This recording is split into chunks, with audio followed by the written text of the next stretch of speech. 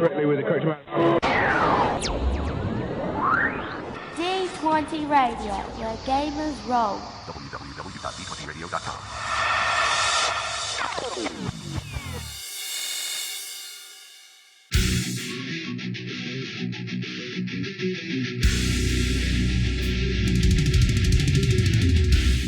Welcome to Me and Steve Talk RPGs, a podcast where me and my friend Steve try and help you get the most out of your role-playing game experience.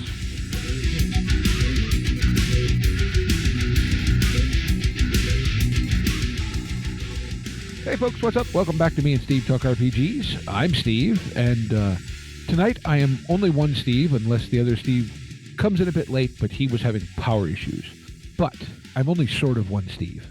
In addition to the many voices in my head, I am joined tonight by someone who has now joined the ranks of the honorary Steves, that being none other than the D20 Network's own GM Chris. What is up, Gamer Nation? So, welcome to the show, Chris. It's Honorary Steve? I'm an honorary Steve? Yes. You, Hooli, Brett now, JT, I think, has made an honorary Steve. And I think Egg Embry. Wow. I'm not sure. It's a very unofficial list. Egg's awesome. I love Egg. Egg is cool. Egg's great. But yeah, we figured we'd have you on, and irony of all irony, Steve is the one who actually set up you coming on with us this week. But well, as you and I are talking, it hasn't happened yet. But we're down to what, about 14 hours? Yeah, less. Gosh, yeah, not. It's what, 6:36 p.m. Central Standard Time right now as we are talking. And at 9 a.m. tomorrow morning, we will be launching the Kickstarter, extremely belated Kickstarter for GamerNation Con 9, the Fellowship of the Gamers. Take place April 4th through 7th in Plano, Texas, 2024. And I'm stoked. Oh, dude. I finally got to go. Well, both Steve and I actually got to go for the first time last year. Yeah. And it was a blast. That is the easiest way to say it. I mean, we did a recap episode about it with Ben, and I can't think of his last name, Erickson, the one columnist. Yeah, Ben Erickson. Cyril in our community. Yeah. Yes. His handle. Yeah.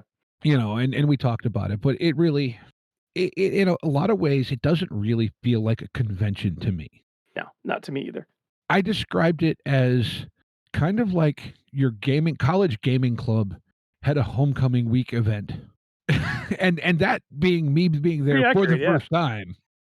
Yeah.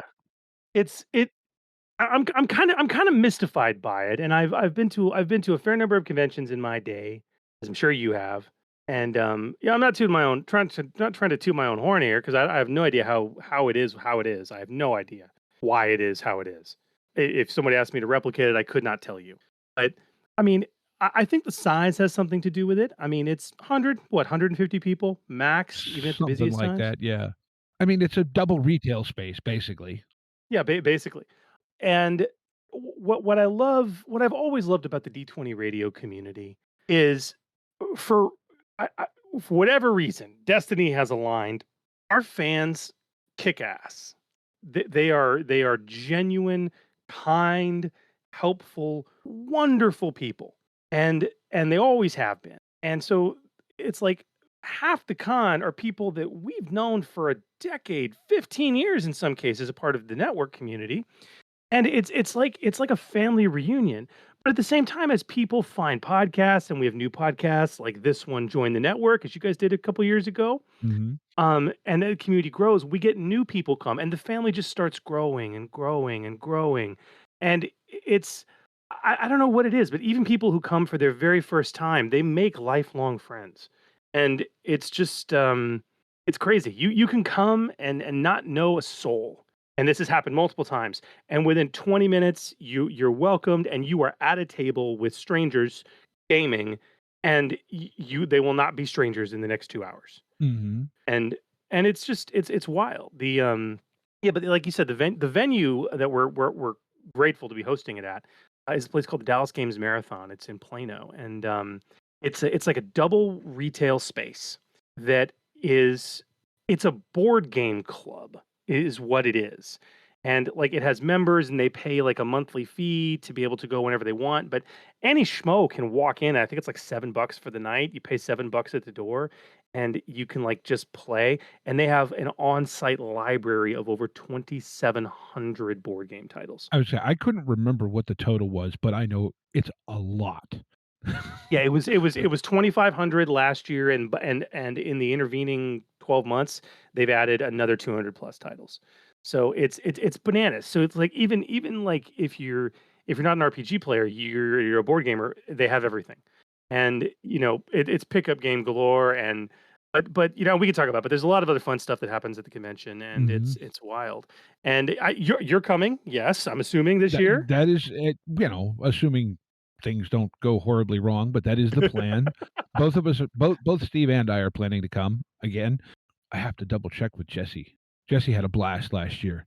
Yeah, oh, he is a blast. So Oh, we he is, and it was fun. Like you said, you talked about the community aspect of it, and yeah, yes, as a podcast host on the network, I get to rub elbows maybe a little more with certain people digitally, or virtually than the average person. But it was still, I met I don't know how many people that okay, yeah, I see them on a Discord or a forum, and I recognize the name, and then you end up playing a game with them, and whatever. And I mean, turns out we met someone who's now part of our weekly online group who actually came up with the crew from Austin. yeah. And just I mean, yeah, you just end up talking with people and this and that and, cool stuff, and you get to play cool games and all the cool people, and it's weird too sometimes to put faces with names that you knew, Yeah. and, like, I'm just gonna say I don't know what Scott Zumwalt looked like in my head, but it was not the person that Scott Zumwalt is in person. Well, you and I are beautifully proud fat beards, and Scott's like a svelte, slim, very fashionable looking dude with like this perfectly trimmed beard, and he looks like he should be sucking on a beer in a bar somewhere. He's got a motorcycle jacket, and But yeah, it's just and then like I said, I think I had breakfast 2 mornings with Jonathan Morningfire. You yeah, know, ran into various other people, and it just, but it very much it's like you'll see a post on the Discord. Who wants to meet to go to breakfast? That's the other thing I have to shout you out for too. Okay, one, the little diner out in front of the place is it's pretty amazing for good. breakfast, Yeah, and then there's that Turkish place next door. God, that place is good. That It place is is. real good. And I don't know if he does it every year, but last year he's like, "Are you with the thing next door?" And we're like, "Yeah." "Okay, discount." Oh no, that wasn't planned. That was just him. Yeah, that was just him. No, that was absolutely fantastic. So yeah, man, I'm stoked. It's gonna be great. But we've got a lot of exciting planned. I mean, and so much is on the Kickstarter. Which by the time anyone's listening to this, the Kickstarter will be live. Right, All you got to right. do is go to Kickstarter.com, search for Gamer Nation Con, and it will come up. It's Gamer Nation Con 9, the Fellowship of the Gamers. Um, our I'll put guest a of link in the honor. show notes as well, Oh yeah, link in the show notes. Thank you, obviously. Steve. Um, our guest of honor this year is somebody I have wanted to make our guest of honor for a long time. We've had a lot of guests of honor over the years, and I would say the majority of them are game designers and game writers. Okay, obviously it's a gaming convention, but we are nothing if not nerds, and we have a lot of disparate hobbies. A few years back, our guest of honor was Michael Whitwer, who is not a game designer; he's an author, and wrote Empire of Imagination, the incredible biography of Gary Gygax. That if you haven't read it, and that was wonderful. And I want to start bringing in more authors as guests. Mhm. Um, and our guest of honor this year is Brev Tanner, GM Brev. Now, Brev has been a podcast host for multiple shows actually on D20 Radio over the years, and he's currently a co-host of the Movie Defenders, which actually was on D20 Radio for a long time. But it's a movie podcast. It was very niche. They got an offer to join a cinema network Oh, of wow. cinema podcasts, and they were so sweet. And they came and like, guys, we're thinking of leaving D20 Radio and going to this. We're like, great, go. Like D20 Radio has always been this place for, to put it bluntly, fledgling podcasts to have a home. for cross pollination. We've had multiple shows that have quote unquote graduated to huge followings, and they're doing it professionally. A lot of people, the H.P. Lovecraft Literary Podcast, with its millions and millions of listeners and downloads, they started once upon a time on the D20 Radio Network. A lot of people don't know that. Because the amazing Chris Lackey was a fan and a gamer, so they just needed a home for cross pollination. But anyway, Brev Tanner is an author himself. He's an amateur author. He is one of the Steve. How often have we had conversations like we have some awesome role playing sessions and we take notes and we run campaigns and we're like, man, this would make an amazing novel. I'm gonna write a novel. Brev actually did it. To a degree. There's some campaign adventures that inspired an incredible series called The Kingdom of the Gods. He wrote part 1 called The Dark Tome, and then part 2 called Riders of the Storm. Part 3, Shadows Caused by Light, is actually planned to come out later this year. And a little birdie told me we might actually be unveiling the cover of part 3, Shadows Caused by Light, at the convention.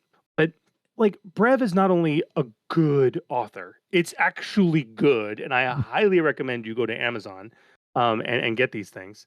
So many of us want to self-publish, and we are not successful at it. Getting in with a publisher and an editor is very, very difficult if you're an author. But in the 21st century, we live in a world where self-publishing is a reality. And Brev decided to self-publish and has actually been successful at it and is actually making money doing it. Now, I'm sure no small part of that is the fact that these books are really good.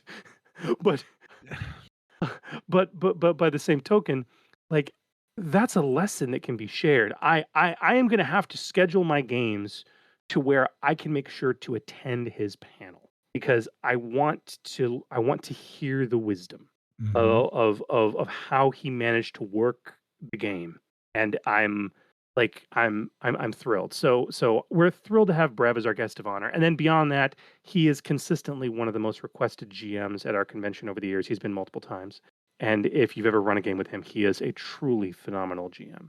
So we're absolutely thrilled to welcome him as our guest of honor. I'm really looking forward to that.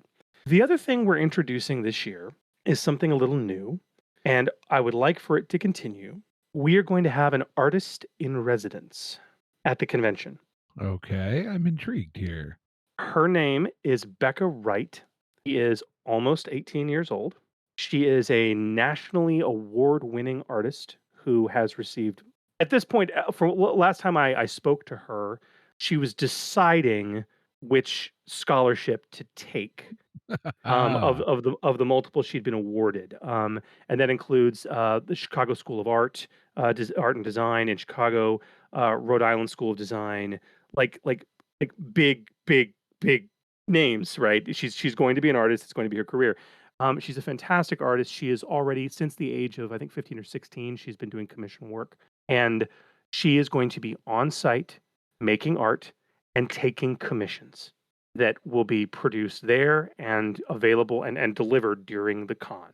So sketches, character shots, profile pics. You want your character sketched out? Here you go. And I'm absolutely thrilled. So this is another something I've kind of wanted to do. For a small little con like ours, that's something else. But very thrilled to have Becca Wright there as our artist in residence, and hopefully for future cons, we'll continue that trend with additional artists, who can not only, sell some of their work, but, be there to do commission. Let people leave with a memory that is, something much more tangible as well they can leave with. I'm very excited. Oh, yeah. Well, and I mean, it's always cool to meet people. Like, okay, I can draw occasionally decent stick figures. I am not an artist in that regard, and I have a lot of admiration for people who have that ability. Me too.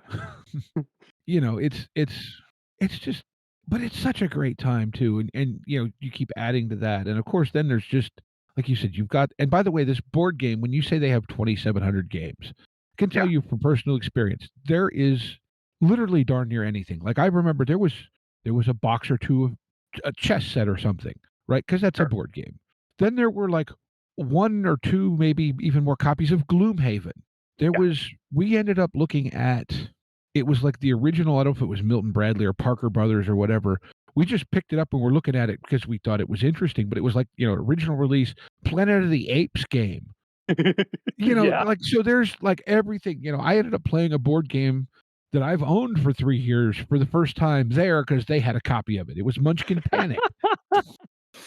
Oh, Munchkin Panic's great, and Yeah, it's I based off own it. Castle Panic, which I've Right. I've never played Munchkin. I've played Castle Panic, which is a fantastic cooperative game. Well, Munchkin Panic can be played co-op, or it is kind of a versus.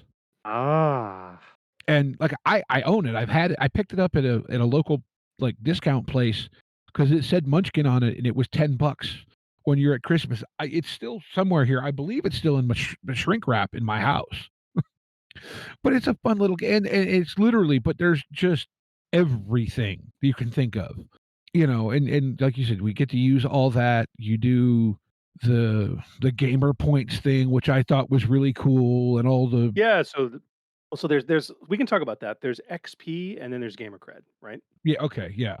So Gamer Cred is the game. There's two games within the convention. Okay, it actually we'll be revealing details later. There's gonna be 3 this year, and there'll be a third that will be unique to this convention because of our theme.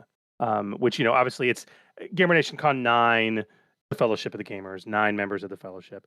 So obviously our theme is Tolkien and fantasy, which I know is your and Steve's least favorite setting. In terms of fantasy. I have Um, plans.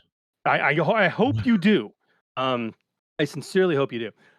But so yeah, that's obviously last year for GamerNation Con 8, it was GamerNation Con 80s, so we had a lot of fun with that.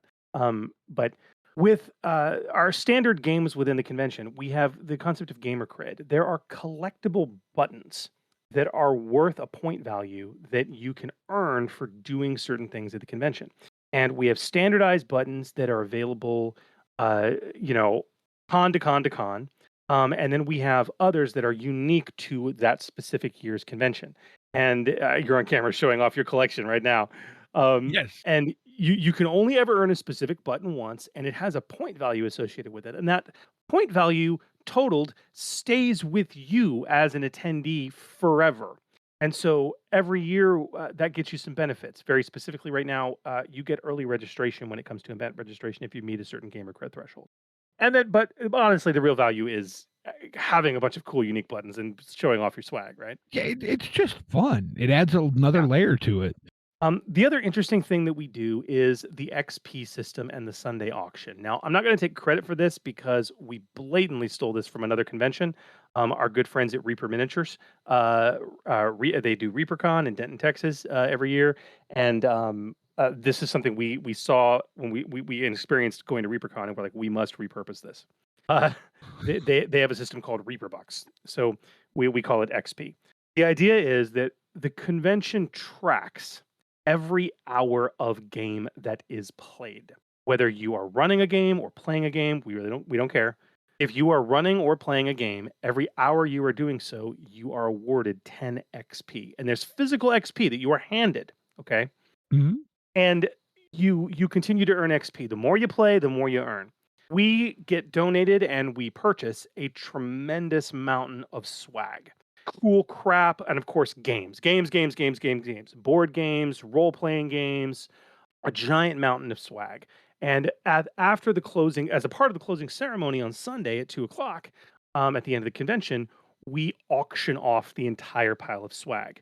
And the only currency you can use is XP. So, and it doesn't carry over between conventions. So the more you game, the more currency you have to leave with free games and gaming stuff. Mm-hmm. And always fun. And we've always had a lot of really cool stuff. We've got in and gotten donated. Did you or Steve manage to leave with anything last year? I got that Twin Tower roller tray. Oh, you got the dice tray. I think Darren donated that. Yeah. It was like 3D printed, like a Star Wars themed dice tray. It's got two different roller turrets. Yeah, like the rolling turrets were Death Star turrets. Yes, Yeah. Oh yeah, that's great. That's a great. Yeah, well, it was. I'm like, okay, I think I can get this in my bag on the way on the plane home. I know Steve got. I think he got a hard copy of Everyone Is John, and got you and Nice. Dave to sign it. And I think he got some other stuff. I don't remember what all. Okay, so we have different pledge options for the convention, as you know, and Hmm. we offer 12 MVG badges, most valuable gamer. It's expensive. Okay, like your average badge is $70. Okay, that's what a basic badge is.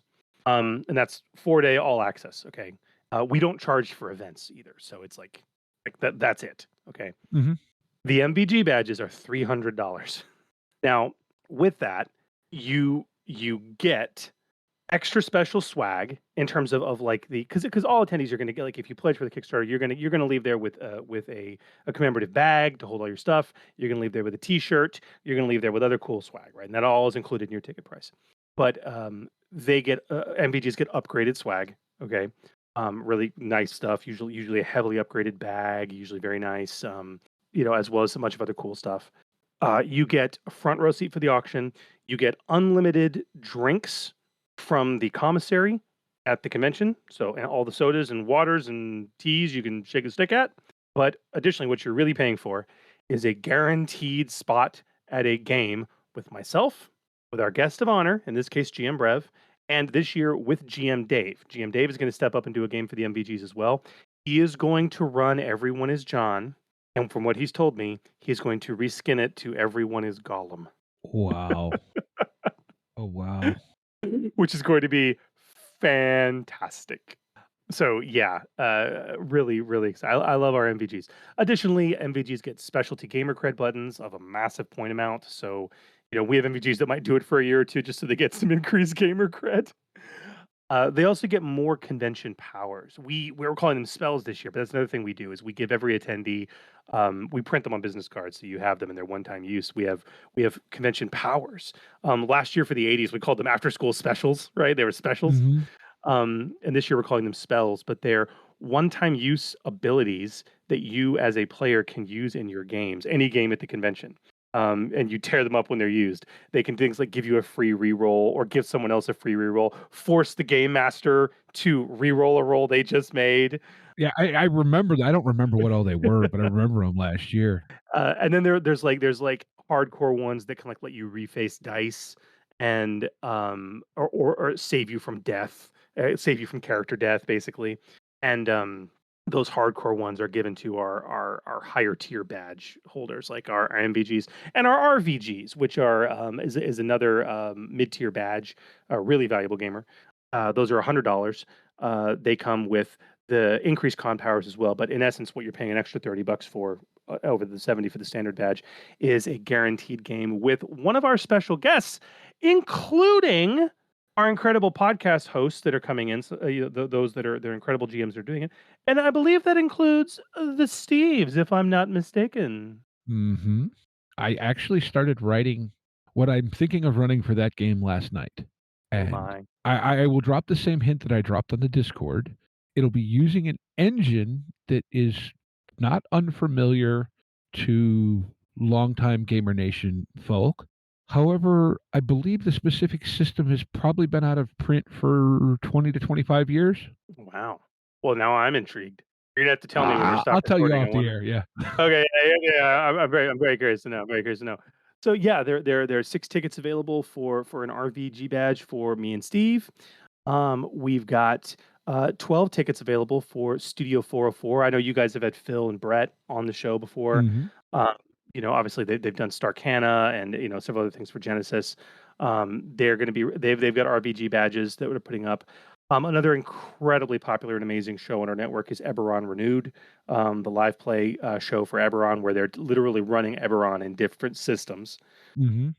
And I know DM Eric, there's going to be 12 tickets for him.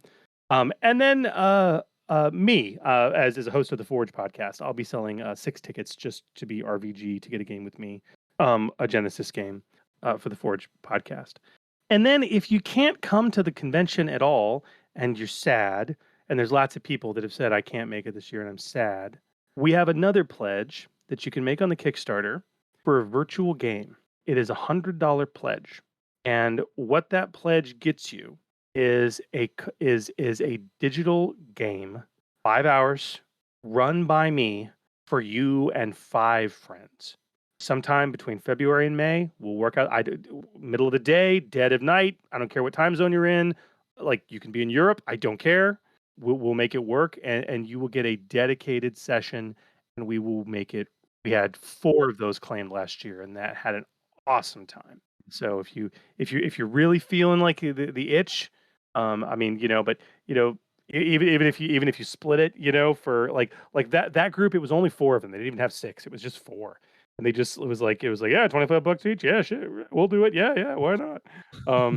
Like they absolutely, yeah, split it. So that's another option as well. And it's trying to make sure.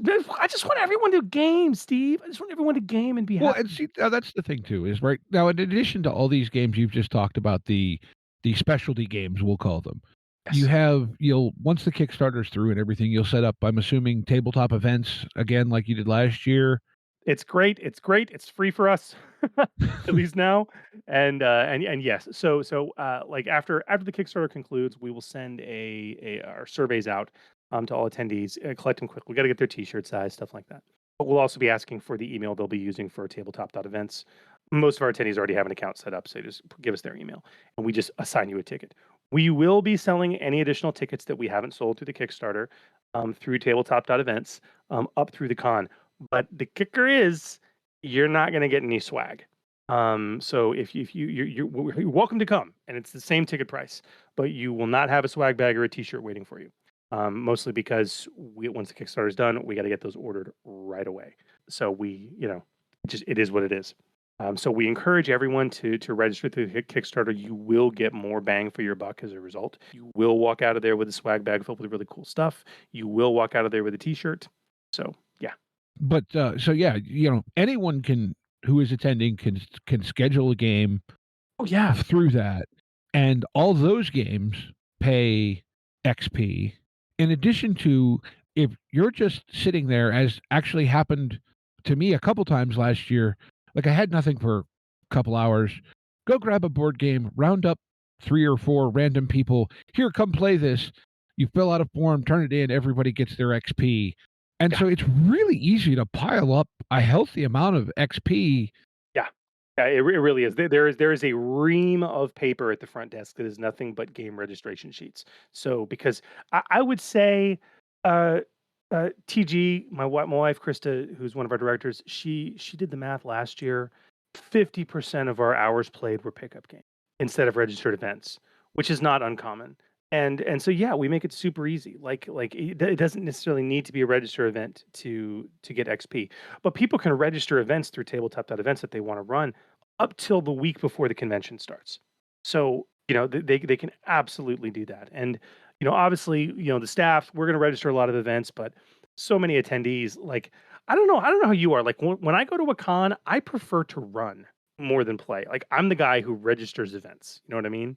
And we have a lot of attendees. Like I registered 3 events last year. I ran all 3 of them. Now, one of those was an RPG game, and I brought a 4th with me. I ended up not running, but I played 3 or 4 other RPG sessions, plus went to Sam's panel, assorted pickup board games. I played in at least 4 other games now that I can think of it, which doesn't sound like a lot, but when you run 3, play 4, and this is over the course of, we'll call it's 4 days technically, but it's more like 3 because you have like a half and then 2 long days and then another kind of half. Let's yeah, put it this way. I was very, very satisfied, very, very busy, and rather tired at the end of it all. it's a lot of gaming. Usually, like if I go to now, it's not fair to say Gen Con because Gen Con's like its own beast. Like that's like Mecca. I mean, 40,000 gamers descending into one location. It's nuts. But like if I go to any large convention with a few thousand players in it, like you don't you don't spend a whole lot of time gaming. Interestingly enough, you're gonna get good gaming in, but you're gonna go to the merch hall. You're gonna walk around. You're probably not gonna get if you haven't pre-registered. You're gonna be SOL or waiting for pickup or no shows if you have generic tickets or something like that. That's not really how we operate. Like you will all if you want to game, you will always be gaming. Mhm. Always. Well, I know Jesse told me last year he was just standing in the hallway and you like stuck your head out the door and went, "Hey, do you want to play something?" And I Yeah, forget what it. I think it was your last Starfighter game. He ended up got called in because someone didn't show or something, and like we had a no he show. just happened to be standing in the hallway at the right time. And but Yeah. I mean, Yeah, I mean, and that's really it, and it's just it's a tremendous amount of fun. Now, can I tease the special game within the con we're going to have uniquely for this year? it's your convention. So, cast your mind back. We had a 1 2 year break actually because of COVID. Okay, I don't want to say 9 years ago. This was more like 11, 12 years ago. Let's get in the Wayback Machine and we'll go back to our very first GamerNation Con, very first one we ever had. One of the Gamer Cred buttons that we make one uniquely for each convention and it's auctioned off. And it's worth 500 or like 1,000 Gamer Cred. I forget. It's insane. Okay. Mhm. And our first convention, we didn't really have a theme, right? Now they're always themed. Okay. But for the first convention, because it was a hodgepodge, it was like, okay, our specialty pin that was auctioned off was the One Ring. That's what we called it. And it was picked up by someone who is still a regular attendee and will be at the convention in April. Okay. The entire convention, and there will be details in your swag bags when you arrive. The entire convention is going to be on a quest over these 4 days to destroy the One Ring. Hmm. There will be goals that we have to meet as a con, including hours played, types of games played, all right, and other very interesting stuff that will get us to certain milestones on our journey through Middle Earth towards Mount Doom. And if these milestones are achieved, and they will be publicly available in terms of progress, so everyone will see where we are, come Sunday, we may or may not destroy the One Ring. And if we do destroy the One Ring, everybody's going to get something special. Ooh. So I'm absolutely thrilled and excited to do another game within the convention. It's a lot of fun, especially one that rewards us for just playing our faces off. Well, that's the thing, right? The whole thing it is just a celebration of gaming more than a convention as you typically think of them. Is the way I would describe it. Everybody is Yeah. just playing games, talking games. I ended up for like an hour and a half last year just sitting there mostly listening to a conversation between Keith Capel and Scott Zumwalt. Those two crack me up because they might play, they might not, but they're typically going to show up just to shoot the shite with anyone who wants to chat gaming. Well, Keith goes, "Yeah, I come to conventions to not play games. I just like to watch people play games." Keith's fun. I like Keith a lot. Enjoyed We had meeting Keith. him. We had Keith as our guest of honor one year, being the incredible industry writer that he is, and his game he decided to run for MVGs, like the specialty game he ran it was a Star Wars game, okay, Fantasy Flight Star Wars, but the character sheets for each character were 6 to 8 pages long. He wanted to run a high XP game. So every character had, I think, like 10 or 12,000 XP. So basically like Yoda or Palpatine power level. Wow. Yeah, and it was like whoa, okay, and it was an experience. Yeah, that would Yeah. be and he how many of those books has he had a hand in? Most of them. Yeah. I was, and yeah, yes. I mean, I first met Keith when he was just a fan, and he and a buddy of his were running a fan site devoted to the previous edition that was made by Wizards of the Coast, which was actually what our first podcast was about on the D20 Radio Network, the original iteration of the Order 66 podcast, and worked his way into the industry and started writing and writing and writing and now continues to do so. So he's a brilliant guy. So yeah, what are the dates again? April 4th through the 7th. April 7th. 4th Okay. for the 7th. It is almost always the first full weekend in April that is not Easter. So Okay. if the first falls, when I say the first full weekend, like within the convention dates. So like if the first falls on like a Friday or a Saturday or Sunday, we won't do that. Okay, it'll be the following weekend. But if it's Easter, we'll obviously it'll be after Easter. If sometimes that happens, that's happened to us once for one of our Mhm. years. But that's always it. It's also going to be interesting. I've talked to a lot of attendees that are coming. They're actually staying in Dallas an extra day, and flying out Monday night, or Tuesday morning, because Monday the 8th, we're gonna have we in Dallas are in the actual path for full exposure of the solar eclipse. Oh, that's right. I remember that. I know Yeah. last year I ended up staying till Monday just because, for whatever reason, flights on Sunday are significantly more expensive than they are on Monday. I think you're going to find it different. I think you're going to find it very different this for this convention, mostly As because of looking yeah. now, it's still holding true, but that's flight Okay. out, not flight in. Okay. Yeah. Yeah. Okay. Okay. So yeah. Yeah. Like I think it's coming through at around like 1:30 or 2 o'clock, That somewhere in explains there. the rental car prices too. Um, and so yeah, I mean, it's usually a once in a lifetime opportunity for people to be in the full path of a solar eclipse, where you can see you're going to see a partial several times in your life, depending on where you live, but like to see a full solar eclipse is a rare Yeah, thing. we had one up here a couple years ago. I actually watched it in the parking lot of work and just used my welding helmet because it Yeah, was. yeah, um, but absolutely. I'm assuming you're going to be blocking hotel room somewhere. Yeah, God, yeah. We're working with a hotel right now. I haven't confirmed with this yet. I'm a little frustrated by that. Um, I've been hounding them, but as soon as we have that block, we're going to post it up on the Kickstarter, and of course make announcements and notifications. I'm going to keep hounding them this week.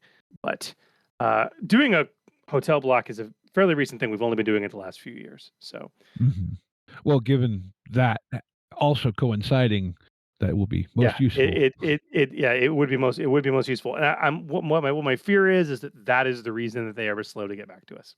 So I'm just hoping among hope that we can get a block. Yeah.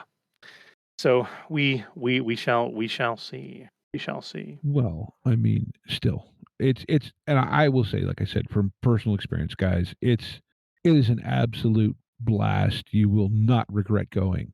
You will meet great people. You will have much fun, and you can also go next door and get amazing food.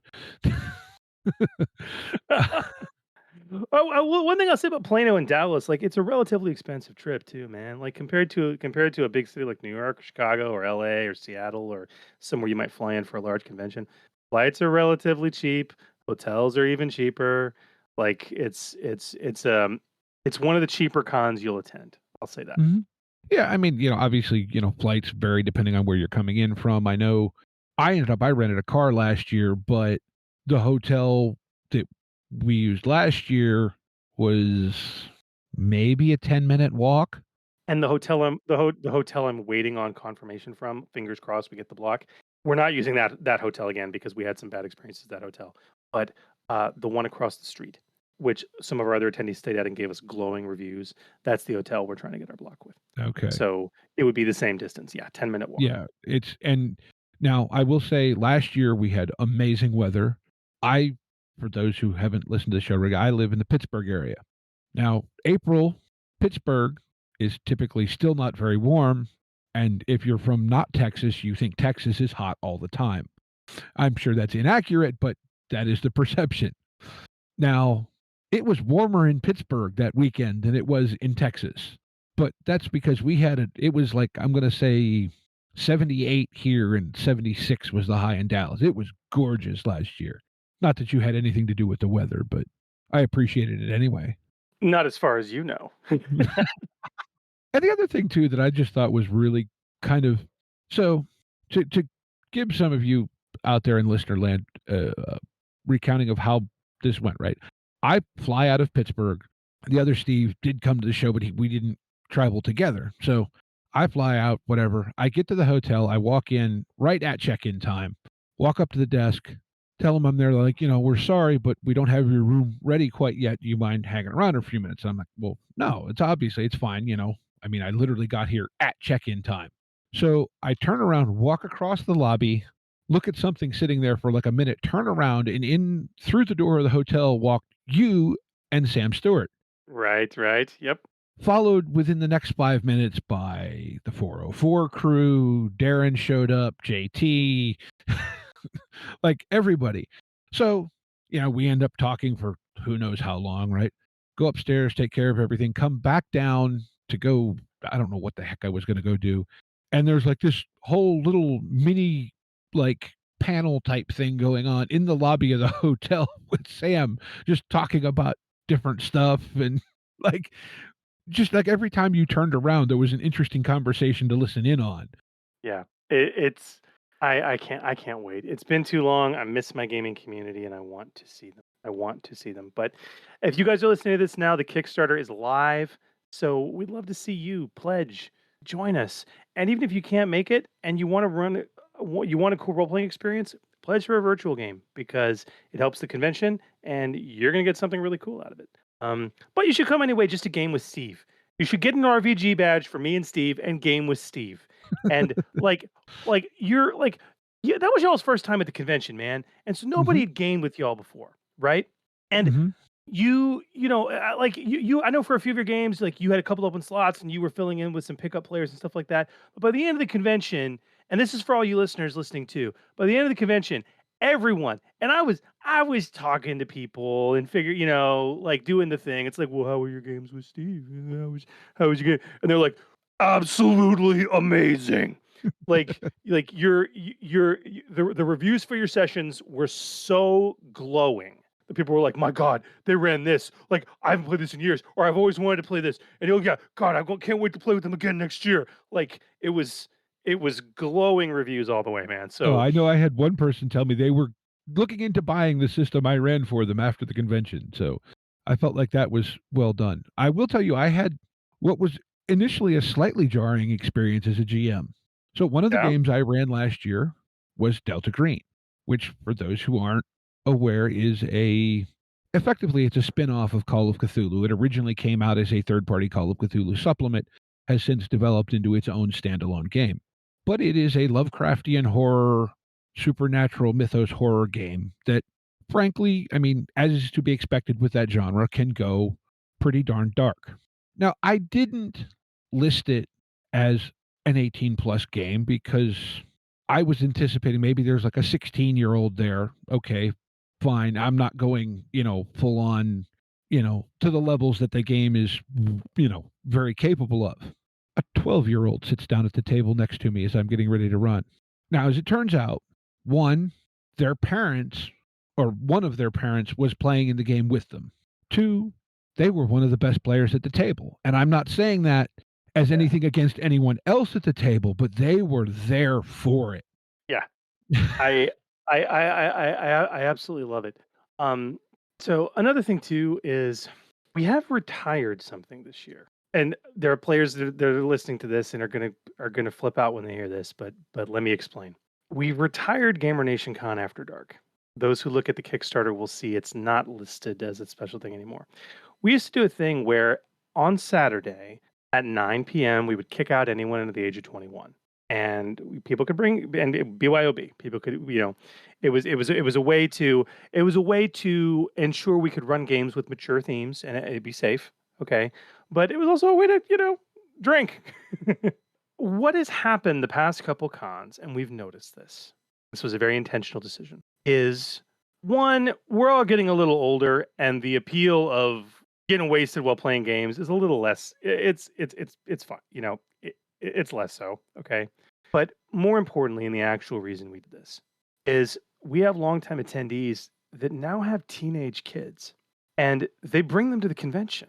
And it's been not fair or fun that these talented young gamers who are really good are having to jet at 9 on Saturday when the gaming's just getting good. And additionally, if they're there with a solo parent, that parent usually needs to leave with them. We had I think 3 or 4 teenage gamers just last year that I recall. I know there were more. That bummed out, had to leave, and we don't really want to do that anymore. I'm proud of the fact that we've got this younger generation of these incredible gamers that are there and are continuing this hobby that I love so much. So we want to make the con more inclusive for them. Plus, thanks to tabletop.events, which we didn't have in the very beginning, we have the way, as you alluded to before, to flag events as age appropriate. Okay. Hmm. So we can nip the safety problem in the bud. And if somebody wants to run a game, let's like a hardcore horror game, for example, that's going to have more mature themes in it, they can flag it as an 18 plus game. You know what I mean? Hmm. Which helps us out a lot. But yeah, that's one thing. So I'm so glad you brought that up because it's one of the things I'm very proud of, and I love our teenage and young adult attendees that are coming. And they're fantastic and talented gamers, and I'm thrilled that they're carrying on the hobby through our little celebration of gaming, as you put it. Yeah, no, and it is. It's wonderful, and you know what? I can go have a drink anytime I reasonably want to. I'm of an age where it's legal as long as I don't drive. So what the hell? I don't need to do that there. I mean, I did discover that peanut butter whiskey last year, though. Yes, you did. Yes, you did. And I have no doubt people are going to be stepping outside of the venue to the trunk and having a sniff of something here and there, and that's perfectly fine. Well, Um, yeah, but like so you said, I believe it's due to state laws and whatever. You can't have alcohol on the premises with people under 21. I'm no lawyer. What I can tell you is that the convention doesn't want the liability. And look, I understand it completely, and like I said, I'm with you on this. I mean, I know a session I was in last year lost a player halfway through because of that. Oh, really? Hmm. Okay. I was So playing there in you go. Jerry's game. I'm going to say the individual by appearances looked to be 1920-ish. Oh yeah, I know exactly whom you're talking about. He's a great player too. Hmm. Um, yeah, he's an incredible player. That was his first time coming to the con. Yeah. Yeah. So yeah, yeah, he was amazing. Um, yeah, brilliant person. So yeah, I mean, yeah. So Like you said, you can step outside or whatever, but let's put it this way, compared to what you're gaining, and like I said, now my listing for the game, I made it clear it was a horror game. I just, and I was intentionally, I knew I wasn't going anywhere too crazy, but it was still just, I'm like, okay. And now, okay, the parents there with them. And I, again, made sure they understood, look, this is, I said, I'm not going anywhere too crazy, but this is a horror game. You are aware of that. They're like, yeah, it's fine. Like, okay. But like I said, that was initially just kind of jarring, I guess. Like I said, they were a wonderful player, though. yeah, that player impressed the heck out of everyone they gamed with. Because he's fairly new to the hobby, but just it's one of those people that's just smart as a whip and picks up on things right away, and like totally impressed him. Well, listen, man, we've been yammering on for an hour here. What other questions can I answer for you or the audience about GamerNation Con? Well, I asked in our Discord, unless someone has just recently posted something, they didn't have any questions. Now, whether that's just because they've heard us yammer on about it for, forever and a day, or they didn't see the post, that's also a possibility. But I don't have any further questions there. Yeah, I mean, I don't know. It is the Fellowship of the Gamers every year. That's just the official theme this year. I know, right? I know. I Uh, am I am even more excited for GamerNation Con 10, and we will unveil as we do during the closing ceremonies of the con. We'll unveil what the theme is for GamerNation Con 10, which is going to be a little out there, and I'm really looking forward to it. well, I'm looking forward to that too. And yeah, it really is. And the other thing too, look, okay, you have the theme for the convention, and usually with those buttons and stuff, there are ones that pertain specifically to the theme. But there's plenty of games that have nothing to do with the theme, Oh or yeah, are yeah, only tangentially related to the theme, or are twistedly yeah. related to the theme. Yeah, So twistedly related. Yeah. Like it was. Yeah, like we're gonna have gamer cred buttons this year that are like because our theme is Tolkien and fantasy, but we want to keep it more generic with fantasy. Like we're gonna have a button for like playing a fantasy themed RPG, 5 gamer cred. Okay, I mean, like, it's gonna be pretty simple right there. Okay, or something related to that. So, yeah, it's gonna be a lot of fun. We will after the Kickstarter launches, we'll be publishing our Gamer Cred buttons for the year, so people can start um, uh, planning what events they're gonna run and want to participate in if they because we have a lot of button hunters in the community. So yeah, it's gonna be fun. It's gonna be fun, man. All right. Well, I know you have to get going before too terribly long here. So I suppose, look, people just come to GamerNation Con. It's a great time. Pledge to the Kickstarter. Um, you know, sell your bike. I don't know. Whatever it is you need to do. Get to Texas. Ride your bike to Texas. uh, It's a but good with time. that, We promise. We promise. We'll show you a good time.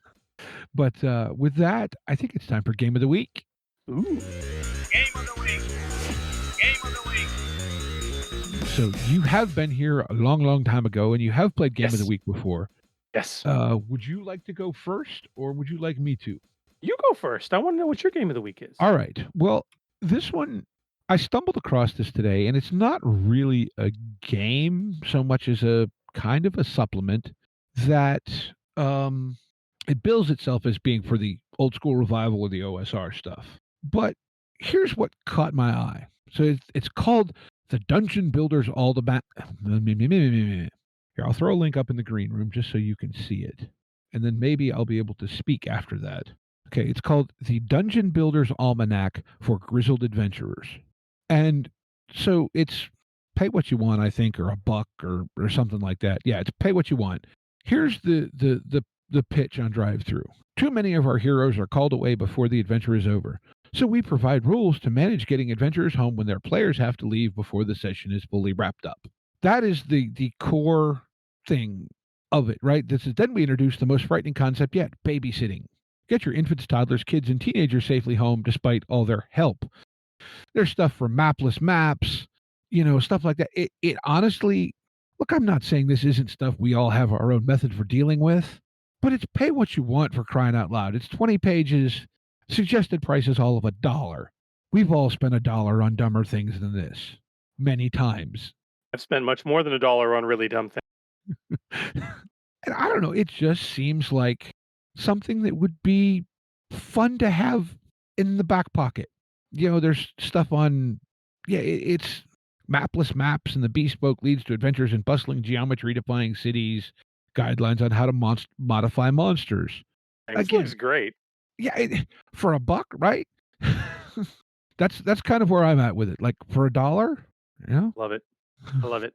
So yeah, that's mine. The Dungeon Builders Almanac for Grizzled Adventurers, and of course, as always, there'll be links to all this stuff in the show notes, so you can find it if you can't write it out fast enough or understand me to type it. That's hilarious. Man, I'm trying to decide. I got two. I'm waffling between two that have struck me lately. Do I have to pick one? Well, I mean, you could do two. I won't tell anyone. You're an honorary Steve, so. Okay, I am an honorary Steve. Okay. So the first game, I got this from my 13-year-old for Christmas. It is a role-playing game. It was kickstarted a while back. The game is called Alice is Missing. I've heard about this. It is a silent role-playing game. It is, and I'll put the link in Green Room for it right now. It's on Amazon. It's $20. Okay. It's on drive-through too, I think. I don't know. It's what on the price it's on is. drive-through, but if you get it from Amazon, you can get the physical game, and it's actually comes in okay. a box. There's cards, like it's a whole thing. Okay, so the key premise, and I've played some stuff like this, but never. I'll be blunt. Never of this quality. It is a true crime murder mystery RPG where you are playing as the friends of a girl in a small Midwestern town who has been missing for 3 days. And you take on roles, and there's cards and connections and stuff like that. It's not a tactical RPG. You're not rolling dice. It's a narrative role playing RPG. You have clues. You have to uncover the mystery, and it is 90 minutes. It is a timed game. But the conceit of the game is that in all the scenes that you are playing out, none of you are allowed to be in the same place at the same time, and all communication happens as text messages on your phone between the players. And like we played in the dark, like it was a truly remarkable experience. And obviously my 13-year-old enjoyed it. We had an absolute ball. I played with two 13-year-olds, a 17-year-old, myself, and one of their parents.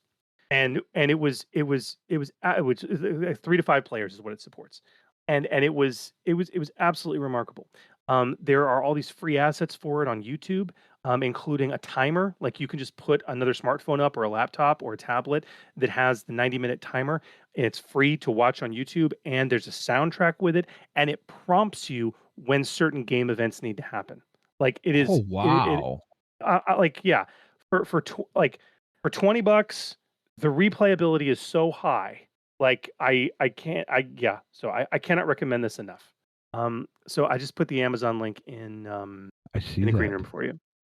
The second game I got on the table several months back, um, and it is it's another narrative game, and it's of a very different stripe. Um, the game is called Beak, Feather, and Bone, I've and heard of this. you can buy it on itch.io. Possible World Games says I just put the link in the green room for you. Hmm. Um, I've never played anything like this. It is a map labeling role playing game. So there's this beautifully drawn city of Kenku, Ravenfolk, and the way the game is played, you take a role in the community, and it's lightly competitive RPG. There's no GM or DM. They have rules for solo play, cooperative play, character focused play, but the idea is that you are labeling the map as a part of the RPG.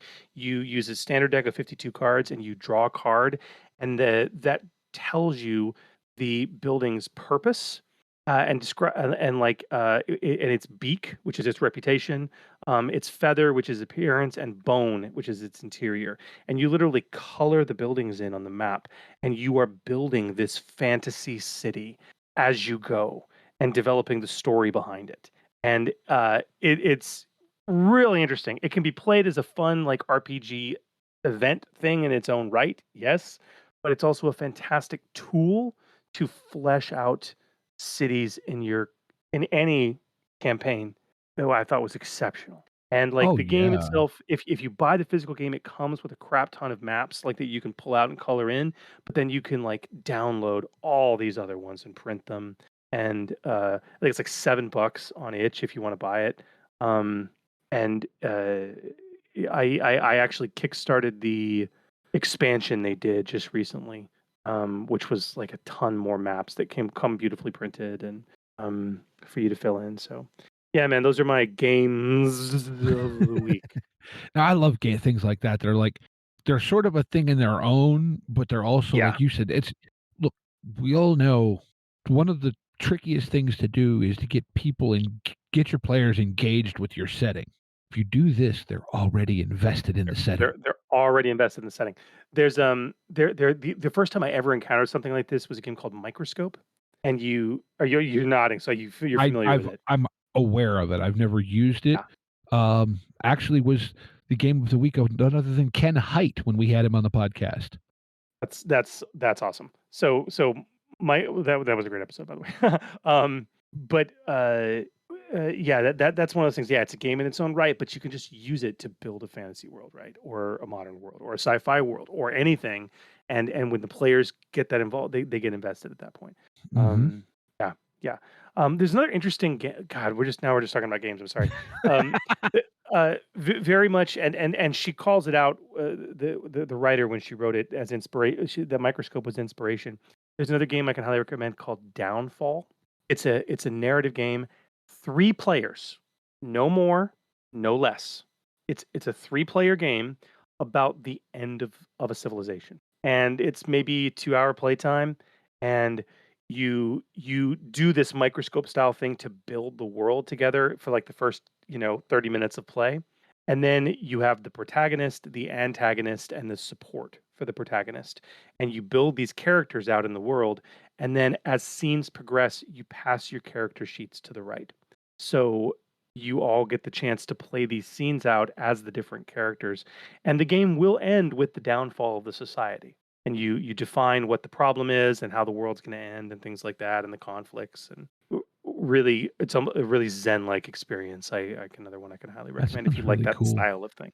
Yeah, and again, you can take the first half of the book, and it's like a very simplified version of Microscope. Like the first half of that book, how to develop your world and culture and stuff like that. You can apply it to any freaking system you want. All right. Well, I want to say thank you very much for coming on to talk about GamerNation Con. My pleasure. Anything else you want to shout out while you're here, in addition to just tell people to come to the darn convention? It's a lot of fun. Yeah, guys, just come to the convention. It's an awful lot of fun. And like I know people can't. I want people to know they can still, if you want to support the D20 Radio's convention, if you want to support D20 Radio, you can still pledge for a virtual game even if you can't come. Like, oh my god, $100 pledge, dude, split it 6 ways. Like how I love running online games. It's how I get most of my gaming in. But unfortunately, fortunately, I have great gaming groups I regularly game with.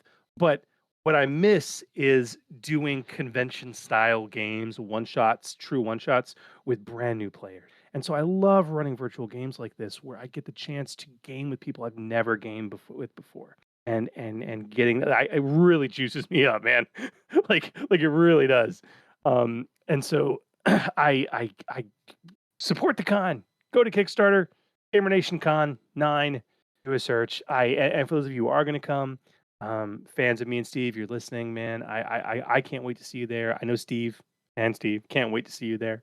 Although I'm an honorary Steve, so Steve, and Steve, we can't wait to see you there. Mm-hmm. Yeah, I'm absolutely thrilled. Thanks for letting me come on and yabber about the con, man. I really appreciate not it. a problem. Not a problem at all. Like I said, thanks for taking the time out. I know you're a very busy person, and I guess with that, right? Just like to remind everybody, links to Patreon and our Discord and Gamer Nation website, GamerNation, D20radio.com, all that stuff. D20radio.com. Yep. It's all down in the show notes. All that stuff, links to all the game of the week, everything like that. And with that, just like to remind everyone to be kind to each other and get out there and play some RPGs. And peace, love, and good game. Yep. Take care, y'all. Intro and outro music by the band 12 Noon. You can email us at meandsteverpg@gmail.com. You can find us on Twitter and RPGs. Find us on Facebook at Me and Steve RPG Podcast. On Discord at Me and Steve RPGs. And as always, all of these links are in the show notes. Thank you, and be kind to one another.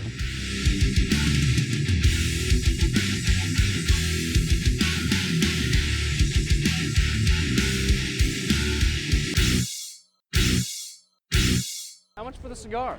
Cigar, $20, dog. You gotta go down the street to the store and buy that.